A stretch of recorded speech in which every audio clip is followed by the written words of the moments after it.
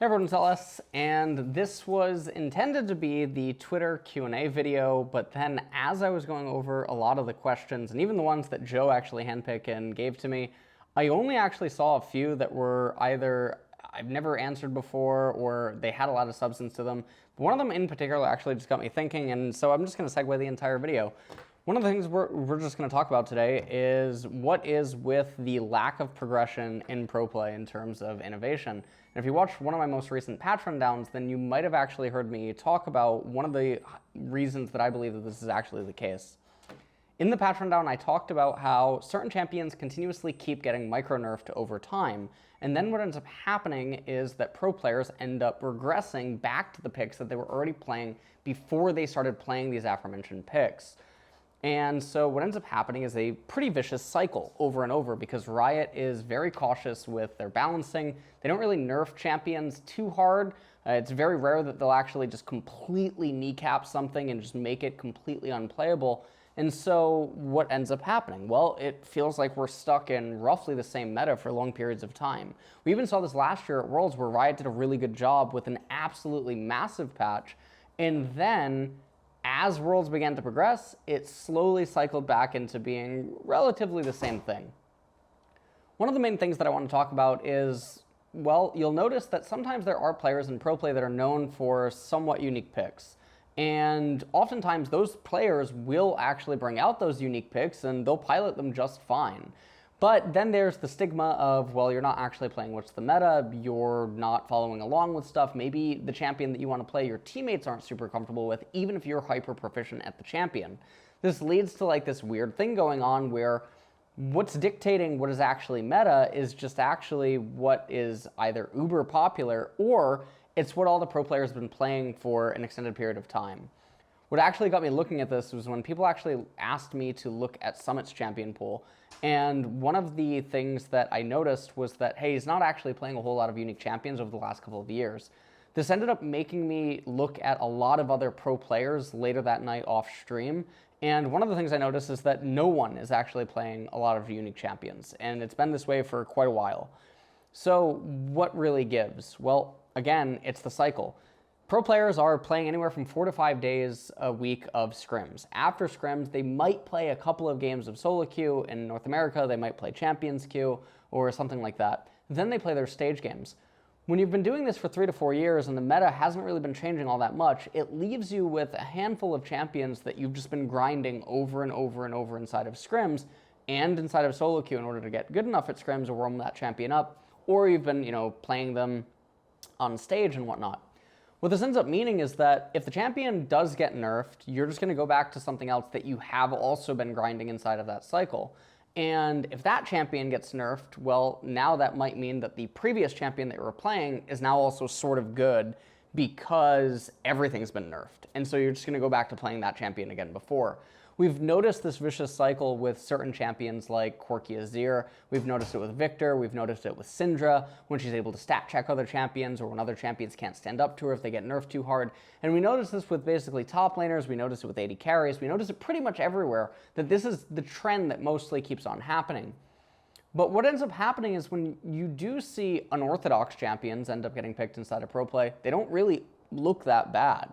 It's just that people don't care to actually go and learn them. They don't want to incorporate them into the gameplay because it's either just not popular or they don't see the investment into learning the champion as being worthwhile when they can just keep rotating these few champions.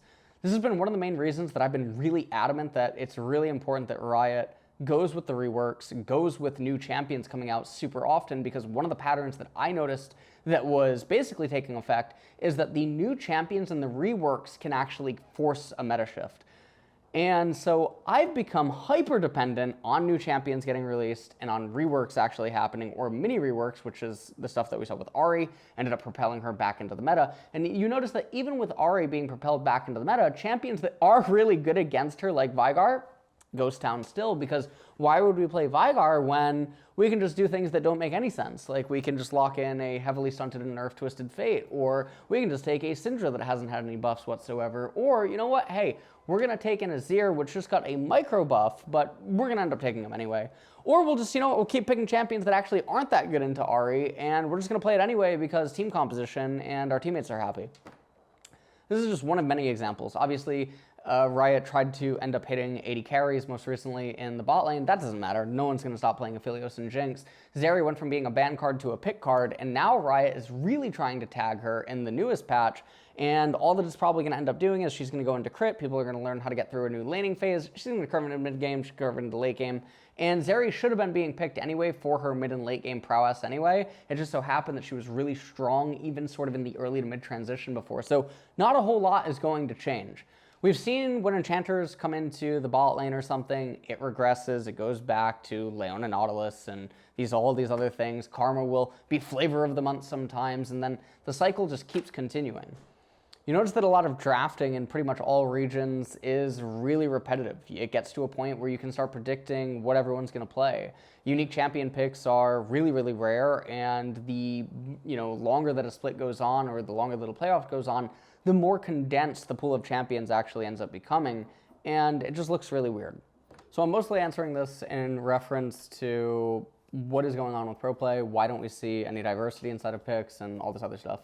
I fully believe, and I've said many, many times, that I think that League of Legends, barring like a few things that could be tweaked, is in roughly the best balanced state consistently that it ever has been. And I say roughly because obviously balance patches always come out every 2 weeks and stuff. Things are gonna, they're gonna ebb and flow. The tides go in, tides go out, whatever.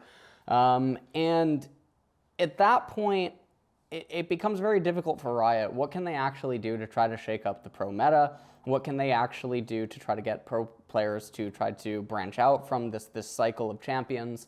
And what can they really do there? Because again, a lot of pro players, they've been playing the game for a really long time. And while they've been playing the game for a really long time, they've obviously developed mains over the years, and it becomes very difficult to detach yourself from that. Again, fast forward or rewind to what I was saying earlier, where you become dependent on new champion releases and reworks in order to shake up and invigorate pro play.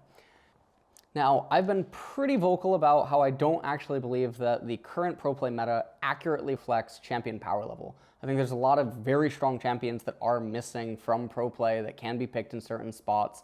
And I think that there's enough champions that they're close enough in power level that realistically, if all 10 teams in a league were trying, meta would be cycling almost weekly or bi-weekly or something, where people are trying to almost metagame their opposition. And so every single matchup would end up being this kind of weird thing where every team's just trying to do different things. But sadly, we're just not there yet. Even though I do fully believe that the champion power level exists to allow for something like that to happen if people were willing to or dedicated to actually practicing in that manner. So one of the other things that I noticed while I was scrolling, even though I got this idea to make this video, is why would you do that when you can just keep practicing things that are already established and you can just keep trying to get better at them? And well, this is because of the aforementioned thing where, I don't think that the power level is accurate in terms of what is actually popular.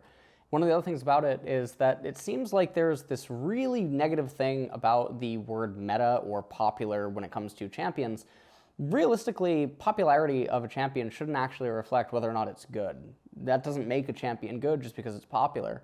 One of the things I started doing months ago, and I think I even started doing this last summer, was I would begin asking people what makes a champion good. And you'll notice that a lot of people can't actually give you a really concrete answer, or they give you answers that are just totally off the wall, crazy, insane, like saying that Lee Sin is always useful because he has kick. That doesn't make any sense whatsoever. I think there's a lot of things that can tie into what makes a champion good, and it gets into a really complex answer. Ultimately, I don't know what the response to this video is going to end up being. I feel like this is a topic that I could end up doing a 2-hour long talk on, and I have no idea what type of demand there would be for a video of that nature. And this would be very akin to like the TSM draft dystopia video where I just go into a giant train of thought for like 1 to 2 hours on a specific topic. And again, I have no idea if that's even worth it. I don't know what the interest is in that, because unlike the TSM Draft Dystopia video, which is very tangible and there's something engaging on screen and I can talk about and move pieces around and stuff, This would just ultimately be me talking into a camera about patterns and other things that are present inside of esports and things that, I've learned to both understand and observe across so many different esport genres, and how it correlates and directly links into the topic that we're talking about, which is evolution inside of pro play. Anyways, I hope this accurately answers the question of why aren't we getting a lot more diversity inside of pro play, and why is it that it seems like pro players just keep rotating their champions over and over and over. Because basically, until Riot actually does something dramatic to force a lot of new champions to suddenly start being played, or just actually hit so many things at once, we're just going to get the endless loop where it's like you go from the front of the line to the back of the line, and then what's at the front of the line goes to the back of the line, and then the back of the line is now the front of the line, and then it just endlessly keeps looping over and over. So 1 becomes 4, 2 becomes 1, right? And then 2 becomes 4, 4 becomes 3, and then that just sequence over and over and over. And that's what's happening basically with pro players' champion pools. That's why the meta looks the way that it does. The only way to really change that is things that are so grossly broken or so brand new that they require very specific answers, and they drag things to them, sort of like gravity or something, and warp the entire meta around them. And that's why I've been so adamant over the years in so many of my patch rundowns that it's really important that Riot ultimately releases bombs in terms of champions that can cause a meta warp and drag everything around them. But it's really important that they don't just release one, they need to release multiple, because that's the only way that you're going to actually get a true meta shift.